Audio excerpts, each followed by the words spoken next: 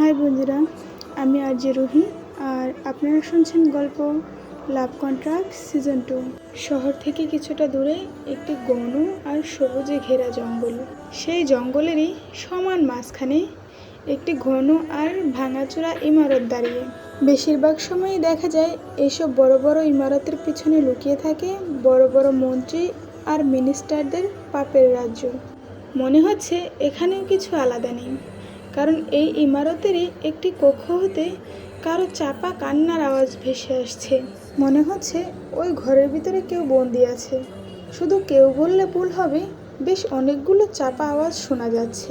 আরও একটু কাছে যেতেই বোঝা যাচ্ছে কেউ বলছে, আমরা কি কখনো এখান থেকে বের হতে পারবো না? আমরা কি সারা জীবন এখানেই থাকবো?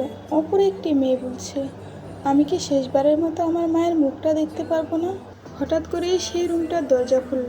দুটি ছেলে একটি মেয়েকে কাঁধে ঝুলিয়ে রুমের ভিতরে নিয়ে আসছে। দেখেই বোঝা যাচ্ছে মেয়েটি বেহুশ অবস্থায় আছে। দুনিয়ার কোনো হুঁশ সেই মেয়ের নেই। ওই দুটো লোক যারা মেয়েটিকে কাঁধে করে নিয়ে এসেছিল, তারা মেয়েটিকে এক সাইডে রেখে চলে গেল। মেয়েটাও এমনভাবে পড়ে রইল যেন তার ভিতরে জানই নেই। এটা দেখে একটি মেয়ে কান্না ভেজা কণ্ঠে বলল, দেখো, ওই শয়তানদের শিকার আরও একটি মেয়ে হয়েছে। কিন্তু তখনই সেই বেহুশ মেয়েটি উঠে বসল।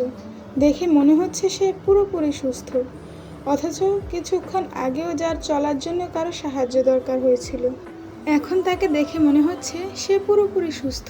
তার চোখে কোনো নেশার রেশ মাত্র নেই, বরং তাকে তো একটি ফুটন্ত গোলাপের মতো লাগছে। নিঃসন্দেহে নিখুঁত অভিনয় করেছে সে। তো ইনি হলেন আমাদের গল্পের হিরোইন, নাম আবনি, যে নিজের বিয়ে থেকে পালিয়ে এসেছে শুধু নিজের স্বপ্ন পূরণ করার জন্য।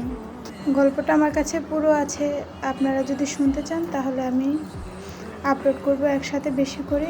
আর যদি কম ভিউয়ার্স রেটিং পাই তাহলে ছোট ছোট শর্টস আকারে প্রতিদিন আপলোড করব।